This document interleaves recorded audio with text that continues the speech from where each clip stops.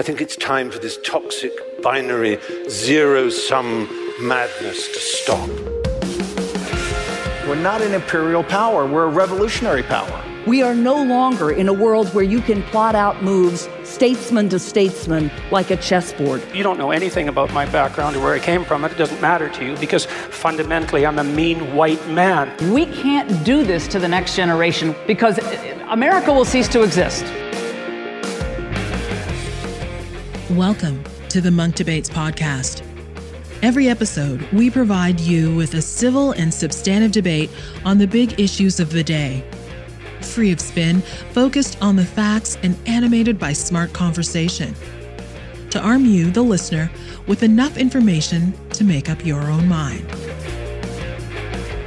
Today's debate, be it resolved, Sweden is the model for how to fight this pandemic and the next. Crowded streets and children playing outdoors. Unusual scenes in these strange times. But Sweden is going it alone. One of the last European countries.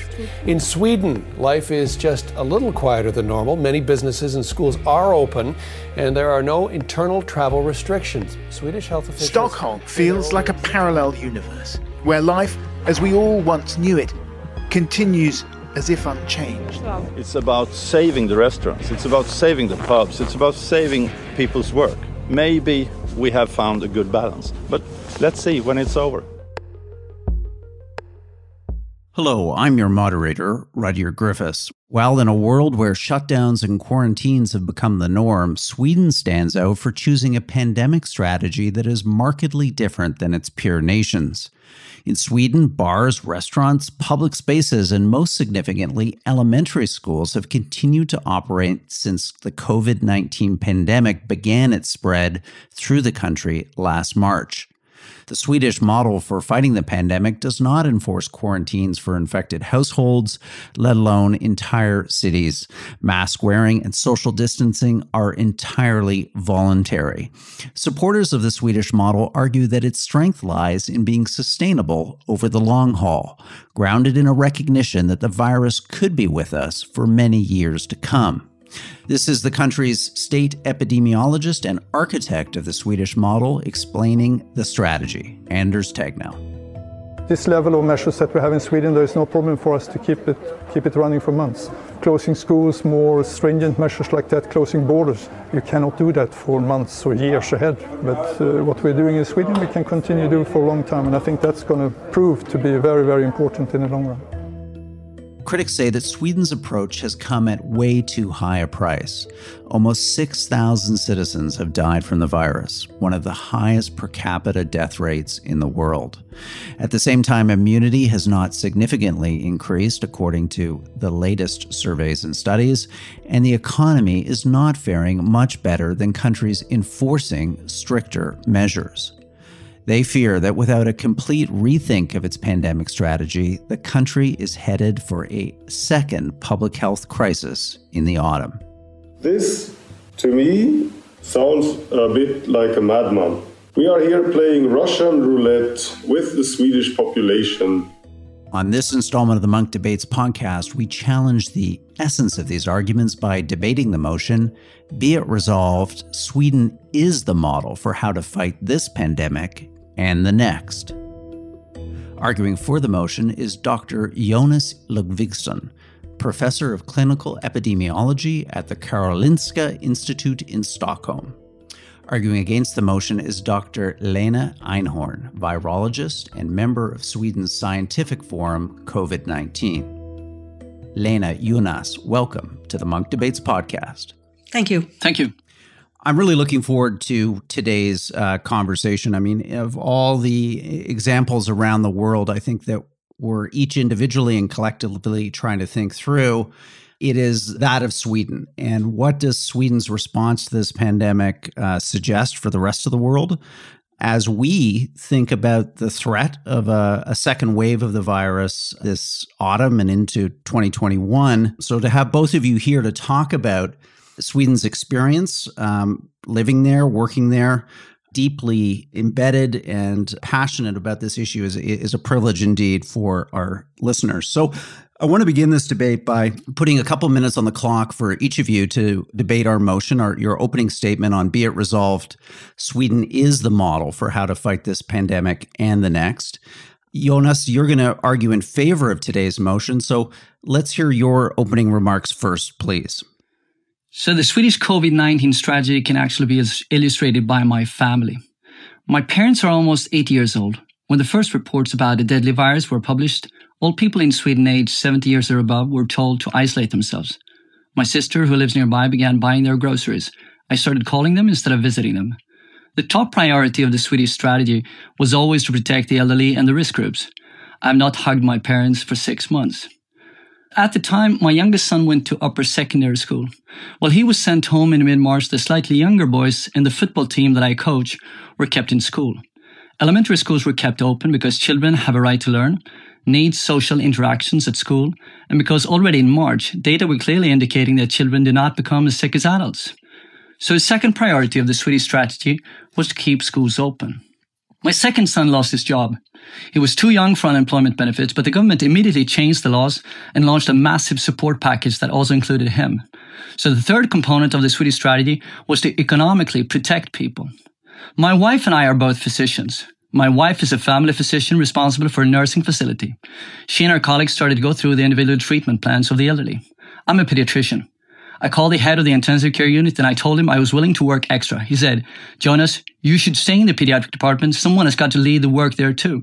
But I need your junior colleagues. So the junior physicians were sent to the COVID-19 department and I covered for them in the emergency department.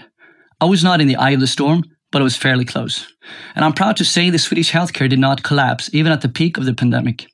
So the Swedish strategy can be summarized as to protect the people most at risk, to keep elementary schools open, to economically support people, and to avoid a healthcare collapse.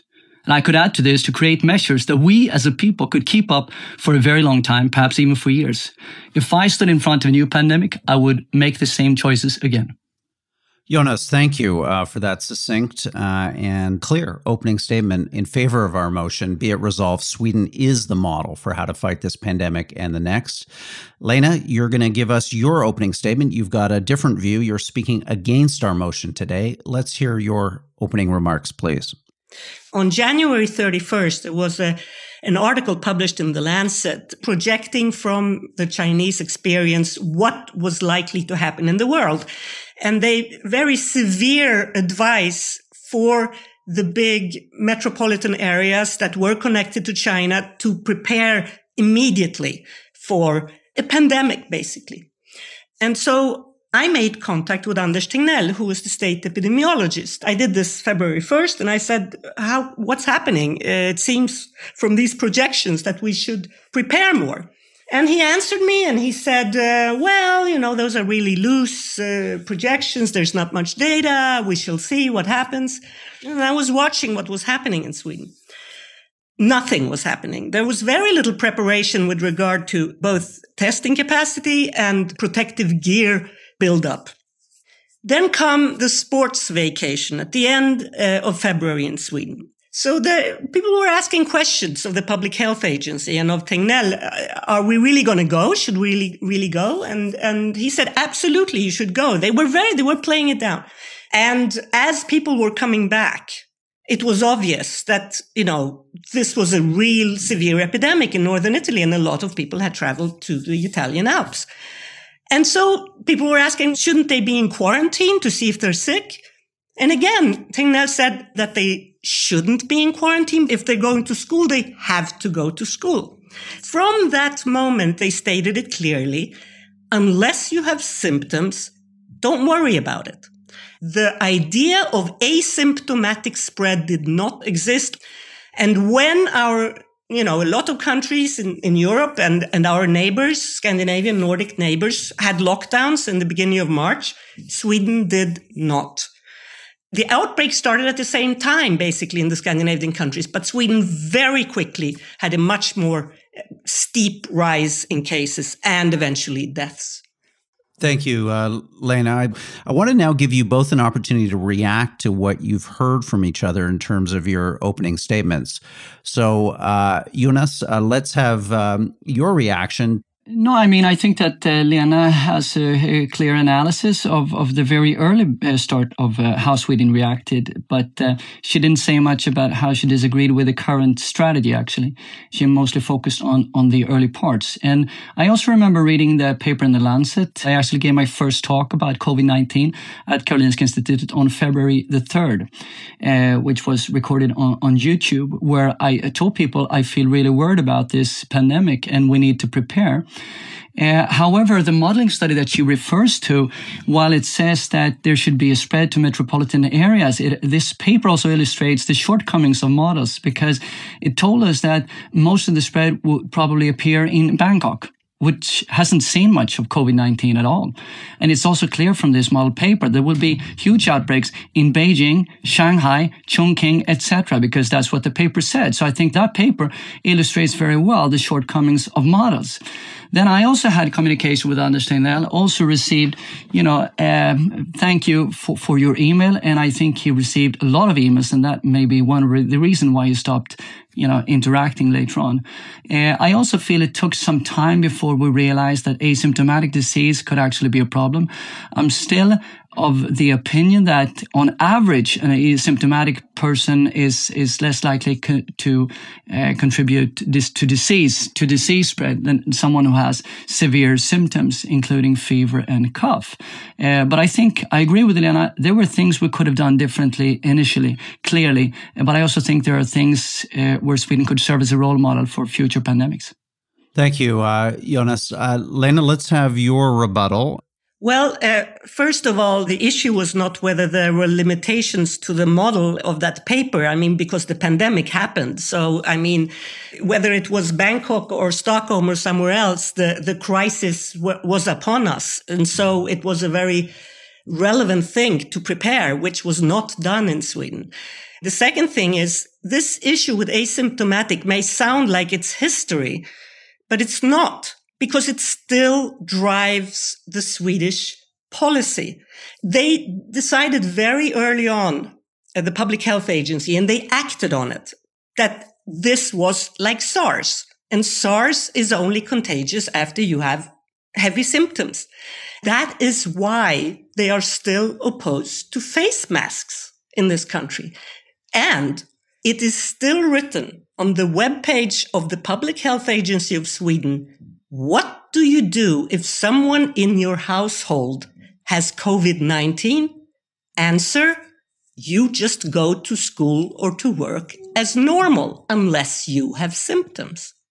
And I really disagree with Jonas with regard to how important it is. I mean, there are so many studies that are looking at both viral load and actual transmission with and without symptoms.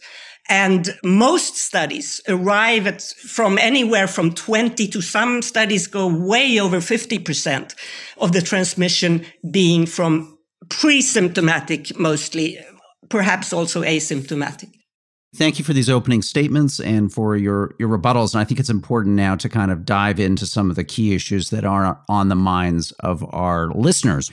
Jonas, I guess the first question is to you, and it really gets to, I think, what everyone has been focused on in terms of a metric to measure success and failure, and that is death rates and death rates on a per capita basis. So what is your answer about just the hard numbers that show that Sweden currently has the 9th highest death rate per 100,000, roughly 58 people per 100,000 citizens who have died? It's a higher fatality rate than Brazil, the United States, Mexico, France and Ireland. And I'm not making an accusation here. I'm just genuinely curious as to how we understand that number in the context of a strategy that you're arguing is successful. Yeah, I'm arguing that overall the strategy is successful, but I'm not arguing that the high death rates are successful. And I think we have to acknowledge that Sweden failed many of its elderly people. However, as did the UK, Belgium, France, Italy, and Spain. But I mean, these other countries did apply strict lockdowns. And to me, it does not seem like lockdowns have been the defining feature of success here. So I think the fact that Sweden have in the short term, initially in this pandemic, has had high death rates does not mean that the model is flawed on a very long-term basis. I mean, this is not about running 100 yards. It's not about running a mile. This is a marathon. So I think that excess mortality, it's still a very early stage to evaluate that. And I think excess mortality is the best measure of health success. But I think it should be evaluated at a later stage to see, okay, what is it in 2021? What is it after 2 years after the pandemic? But I do agree that we have failed many of our elderly people, and I'm truly sorry about that. So, Lena, let's have you come back on this point, because Jonas brings up, an issue we need to address here is that other countries like Belgium, the UK, Italy, and Spain, who all had highly restrictive lockdowns that caused, again, children to miss school, explosions of mental health issues, profound economic consequences. They've ended up, at least so far, as of recording of this program in late August, early September, with a death rate per 100,000 that's greater than Sweden. So why isn't that a proof point that Sweden was right here to take more of a laissez-faire approach when it came to the stricter measures that some of its neighboring countries introduced? Well, it's a known fact with lockdowns that they have to come early. If you do a desperation lockdown, let's put it that way, like the UK did, or France for that matter, when the spread is so wide that it gets into a lot of the family structures, then it's too late, because you cannot isolate family members from each other. And that's why you have to have an early lockdown. And the countries who did early lockdowns, like our Scandinavian neighbors, were very successful. If you contrast that with Norway, which imposed a full lockdown at a relatively early stage of the crisis, at the moment its death rate is 44 deaths in a million. You compare that to Sweden, which is on over 440 deaths in a million. And as you say, that grim milestone. I mean, their death rates are infinitesimal compared to the Swedish death rates. And by the way, their case numbers are still today considerably lower than Sweden's. Thank you, Lena. So let's pursue this a bit further, because, Jonas, I think there's a question here to answer, which is about exactly what Lena mentions, when the lockdowns come. Because if you look at China, for instance, it seems like it's been a remarkably effective strategy. And Lena's painting a picture here of a Sweden that kind of was sleepwalking its way into this pandemic, that didn't really have a plan. And that the absence of a lockdown wasn't a conscious policy choice. It was, just a de facto result of a false sense of complacency regarding the lethality of this virus and the seriousness of the threat. I'm not at the Swedish Public Health Agency, so I don't know. And I can't say what were the discussions like at this time. But I mean, in mid-March, when Sweden was already struck by COVID-19, Lena mentioned the people who traveled from Italy, but later studies have shown that viral transmission also came from people traveling abroad to other countries. I think lockdown was already too late. I mean, you can always argue that, well, the lockdowns in UK, Belgium, France, Italy, and Spain, they were too late. But actually, the Italian lockdown, I mean, it came earlier than Sweden could ever have imagined a lockdown, and still they've fared not so well. So, I still think that potentially a geographical lockdown at the exact right moment, at the exact right time might have been beneficial. But overall, I still think that Sweden made the right decision not to have a general lockdown. The Italian lockdown happened when Italy had a crazy epidemic. The Nordic lockdown happened when the first deaths had just happened. So, I mean, Italy's epidemic started much before the Swedish one. So you cannot compare the timing there. This question is for Lena, and it's to jump forward to today, because what we're seeing right now in Sweden is an infection rate of roughly 37 cases per 100,000 people. This is significantly lower than France at 60 cases per 100,000, Spain up now at 152,000. So let's concede your argument that maybe mistakes were made. Maybe the Swedish government was too relaxed about this I pandemic. I want to interrupt there because I just looked at the case numbers today, and there are like the United States has a heavy load right now, and so does France. But Italy has 14 cases per million per day right now, and Sweden has 24. Finland has 5. Norway has 8. Canada has 10. So Sweden is not at the lower end of the spectrum. It still is at the higher end of the spectrum. The number of cases is too somewhat misleading because it's very much dependent on the testing strategy. And I started arguing about more testing for COVID-19 in Sweden in March. Other people followed. And finally, we're setting up massive testing. And of course, that will pick up a lot of COVID-19. Very often asymptomatic, as Lena has commented on. But if we look at the number of deaths, we're up at 100 deaths per day in Sweden in mid-April. And now we're down to single digits, like 2-3 deaths per day. Each of these deaths is a tragedy. But still, it points towards a substantial improvement in the COVID-19 situation in Sweden. And I can see that in the wards every day. For sure, the numbers have gone down dramatically. Now, the Public Health Agency would like to think it's because of herd immunity. I think that's likely the least likely reason. There are a number of reasons why the numbers have gone down.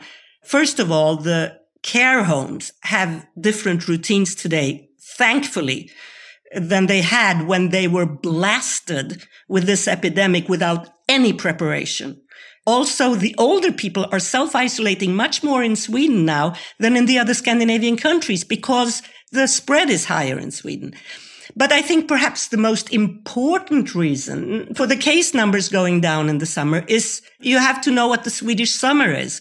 Sweden closes down on the 20th of June and it opens up on the 20th of August, basically. It's a natural social distancing, which you do not see in Canada or in the States because you don't have vacations like we do. You can see it very, very clearly that once the testing got started, which was so late in Sweden, it sort of went to a tremendous peak in end of June, beginning of July, a horrendous peak. But then suddenly it just went zoom down, a ski slope.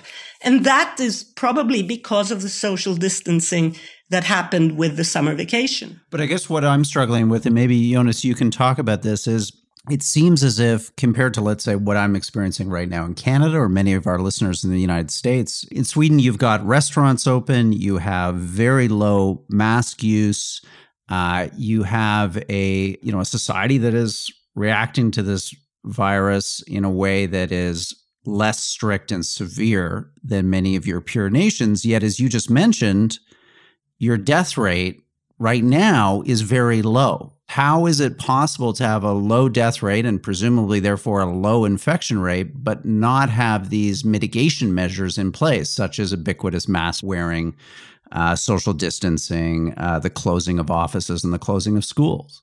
From my experience, not everyone has vacation between July 20th and August 20th. It's much more spread out. So I don't think the summer vacation explains everything. But as opposed to Lena, I actually believe that we have reached some kind of herd immunity. The amount of people in Stockholm that have been infected so far should be over 20% by now, but it's a bit difficult to know. We believe that the downward trend we see at least partly depends on that we have a lot more immune people in the country right now. I also believe, unfortunately, that some of the people who were most sensitive to COVID-19 have unfortunately died. We have currently an undermortality. We do not have an excess mortality in Sweden, but an undermortality. So some of the people who might have died during summer died during spring because they were really sensitive to COVID-19. I'm very sorry about that. I disagree that the social distancing only came into effect during summer. I do agree with Lena that the preparation in elderly homes, nursing facilities were not appropriate. And unfortunately, that led to many deaths. That is something we must learn from and something we must do differently during the next pandemic. But I don't see major changes during the summer in how we take care of people in the nursing facilities. So there's something else happening, and I think that's partly herd immunity. I don't see that social distancing now is more strictly abided by than it was during spring. So I don't think that is the reason. I agree. The social distancing among people who are 50, 60, 70 plus happened already in March. And those are not predominantly the people who died. The people who died were either the ones in the care facilities or the ones who were in the home care, because they had to interact all the time with people who came without face masks, because the public health agency were down talking face masks also in the care facilities. In the Swedish hospitals, people do not wear face masks until this day. So they were really exposed. I do not agree with Jonas that basically all the people who were going to die died, because I'm very familiar with one particular elder care facility, which has 78 people living there. And it was one of the hardest struck one, and they had 14 deaths. So there are another 64 people who are equally vulnerable who could be infected. But what made its stop there was that they implemented their own precautions that were different from the ones that the public health agency advocated. They started using face masks and visors and separating the personnel between sick and non-sick long before the public health agency suggested it. And the last thing I want to comment that Jonas said was that he believes that what we're seeing is because of herd immunity. I mean, the testing that's going on, not only in Sweden, but around the world, shows that the rate of infection, of antibody of seropositivity in Stockholm is not above 10% and maybe around 10%. And Stockholm is the hotspot in Sweden. So I would be very surprised if herd immunity is an important contributing factor. Jonas, maybe you could just go a bit deeper for us on what you think the Swedish experience is with herd immunity right now, and maybe what that makes you think about what could happen this autumn in Sweden and into 2021. Yeah, I mean, I can't cite an exact figure of the proportion of people in Sweden or particularly in Stockholm with antibodies. I think I've seen figures above 10%, rather around 20%. But I've also seen that a substantial proportion of people seem to have some kind of T-cell response to COVID-19. New Swedish research on 200 people found those with more severe disease were likely to have long-lasting antibodies. But those who had mild symptoms or even none at all still had raised levels of T cells, another sign that their immune system had fought off the virus. It could mean almost a third of the population has some immunity to the coronavirus, many more than antibody tests would suggest. I also know that some people speculate that the antibody levels are low in some people who've had the disease, but still they may have some kind of herd immunity. So the proportion of people who may have some immunity to COVID-19, I believe, is higher. I also think that there could be people who have had either coronavirus who may not be as sensitive to COVID-19 so that they become severely sick. I think the herd immunity is higher in Sweden than in very many other countries. So I'm positive about autumn. I believe we will have, unfortunately, local outbreaks, but probably not major national outbreaks, and definitely not the way we had this spring. What's your view, Lena, on the autumn? My guess is that we won't see the high number of deaths that we saw in the spring because, as we both said, people who are older and who are more vulnerable or more likely to die are self-isolating. So my guess is that the numbers will go up of cases because people are going back to school, people are going back to work, but hopefully the death rates will not be as high. Now, with regard to the T cells, I mean, yes, of course, T cells are very important with regard to the immune system. But to think that the T cells are there like some ghosts in the background, protecting us while nothing is visible among the antibodies I think is very unlikely. And I agree with Jonas that there's probably some cross-reactivity from T cell defense against other coronaviruses, but that cross-reactivity was there, a year ago. It's nothing new. Those are old coronaviruses that the T cells have already reacted against. As we move towards closing statements, let's just talk a little bit about the broader experience in Sweden over the last number of months. So, Jonas, maybe you could talk a little bit more about your feeling of how Sweden's more calibrated response has been beneficial to these other social and economic indicators outside of, core public health metrics. I mean, the obvious thing to look at first would be the GDP. And Sweden was one of extremely few countries in the EU without a contracting economy in the first quarter. We actually had a positive GDP growth. And that sets us apart from like Germany, Italy, France, Spain, where the economy contracted by a couple of percent, not much. But looking at the second quarter, our GDP shrank by 8.6% compared to the EU average of 11.9%, and that was the average. 8.6% is still a lot. We had an increase in unemployment as well. That is bad. But I still think that the absence of a general lockdown was beneficial to the economy. I don't think the economy per se is that important, but the economy is what funds Swedish healthcare. It's what funds social services. Unemployment per se is linked to poor health, suicide, drug abuse, violence. And whenever you can mildden the economic downturn, I think that is a positive thing for people's health and the longer term. I also want to point to open schools, where I believe that children do have a right to learning. They need the social interaction in school. But also, distance learning is poorer than actual classroom learning.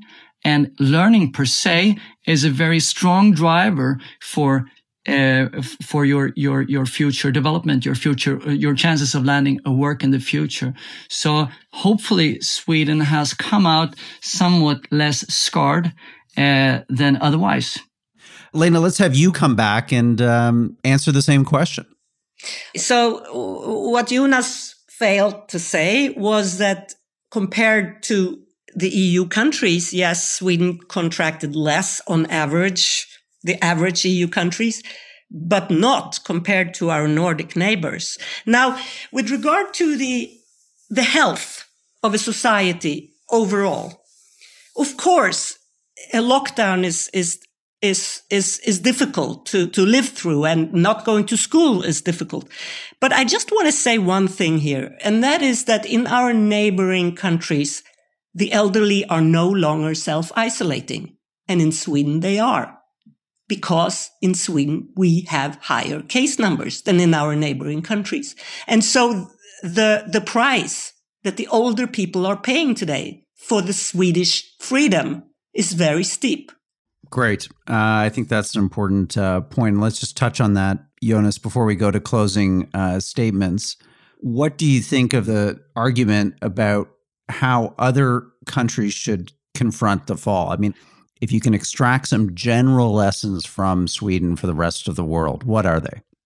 I think the top priority of every country should probably be to protect the most vulnerable of its population, and to find a way to protect elderly people and risk groups from getting very severe disease and dying. Then, of course, you'll have to find some kind of balance. And I'm also aware of the social price that Lena speaks of in the elderly people. It affects my parents every day.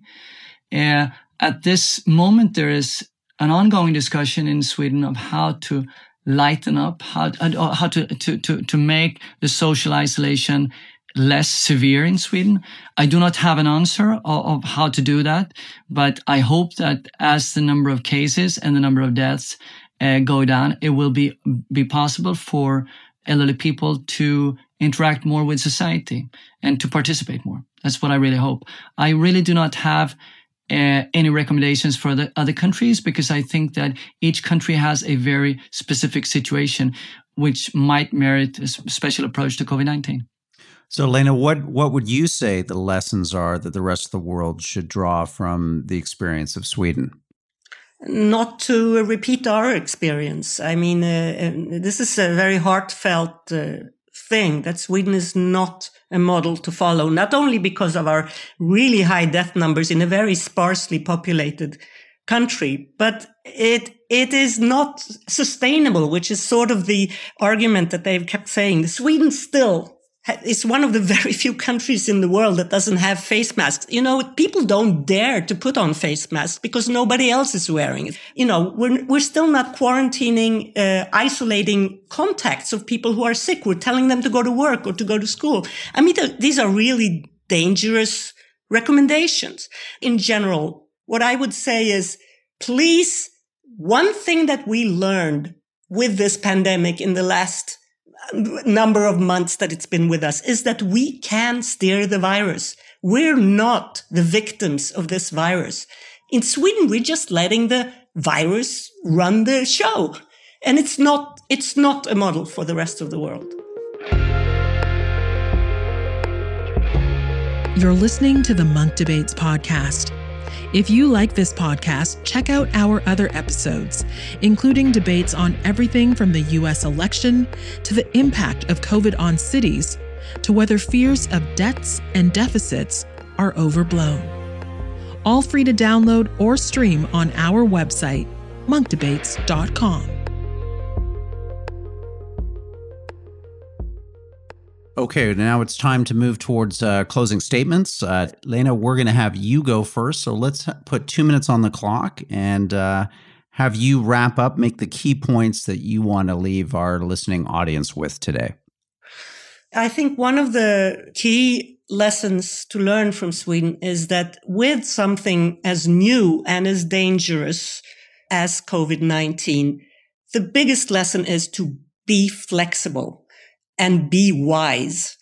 And one of the biggest problems with the Swedish strategy is that it is not flexible. We have exactly the same recommendations today as we had in February and March. Another lesson is that one has to learn from one's mistakes and not, like in Sweden at this point, put it on others. You know, the government is putting it now on the fact that so many elderly died is because of the elder care system is not functioning properly and we have to repair it. No, that's not why so many people died, because the system was not in place to take care of this epidemic. And perhaps the most important thing one should say about this pandemic is that we should try to really suppress it. Why? Because the future is with us. In the future, we will have better and better medicines, treatments for this, and we will hopefully get a vaccine. And for those people who still today say that in the end, at the end of the game, the other Nordic countries will have as many deaths as Sweden has today or then, I will say, if that is the case, I will eat my hat. Okay, well, you've got it here. We'll definitely follow up with you, let's say sometime in 2021, and see if there's any hat eating to go on. Jonas, I'm going to put 2 minutes on the clock. The podium is yours. The COVID-19 pandemic is a catastrophe. I've been to the intensive care unit. I've seen people suffer. I have friends who've lost their relatives. Looking back, is there nothing we could have done differently? Of course there is. We could have tested more. We could have tracked COVID-19 transmissions more. Maybe more people should have been put into quarantine. I think Lena Einhorn is right about many things.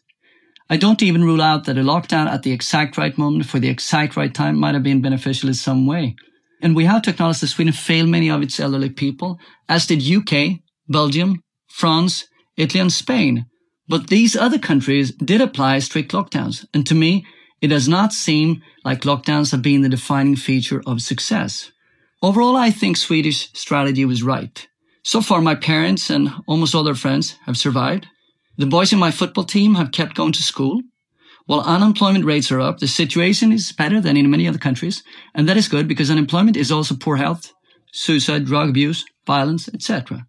Keeping schools and kindergartens open also meant that thousands of young nurses who would otherwise have been forced to stay home and look after the kids could keep working in the hospitals, could help me in the emergency department, and tend to patients in the intensive care units. Our healthcare did not collapse. So if the main objective of this debate really is, what do we do at the next pandemic? I hope we can agree on a few things. We should protect those who are at risk of severe disease and death. We should stick to a plan that we can maintain for a long time. This is not about running a mile. This is a marathon. We should avoid a healthcare collapse, but we should also minimize collateral damage, such as children being deprived of school, as well as massive unemployment, if there are other ways. We should focus on what really makes a difference. These, but not a general lockdown, have been the defining features of the Swedish COVID-19 strategy, and I believe it can serve as a role model for the future. Thank you. Jonas, thank you for that closing statement. And Lena, thank you for your contributions too. I mean, COVID-19 is a difficult subject to discuss. It brings with it a lot of emotion, understandably, and you've approached this debate with civility, with substance, and you've listened to each other and each other's points. So I think that certainly bodes well for the future of Sweden in terms of figuring out what comes next and your collective public policy and health response to this pandemic. So thank you for coming on the Munk Debates podcast today. Thank you very much. Thank you. Well, that wraps up today's debate. Again, thanks to our participants, Dr. Lena Einhorn and Dr. Jonas Ludvigsson. They certainly gave us a lot to think about. While that Munk Debates podcast, as you've just heard, is that place for civil and substantive debate of the big issues of the day. To listen to more debates on everything from climate change to religion to geopolitics to the future of human progress, visit our website, monkdebates.com. You'll find there detailed show notes on today's debate. And thank you for helping us bring back the art of public debate, one conversation at a time. I'm your moderator, Rudyard Griffiths. The Munk Debates are produced by Antica Productions and supported by the Munk Foundation. Rudyard Griffiths, Marilyn Mazurek, and Christina Campbell are the producers. The Munk Debates podcast is mixed by Kieran Lynch. The president of Antica Productions is Stuart Cox. Be sure to download and subscribe wherever you get your podcasts. And if you like us, feel free to give us a 5-star rating. Thanks again for listening.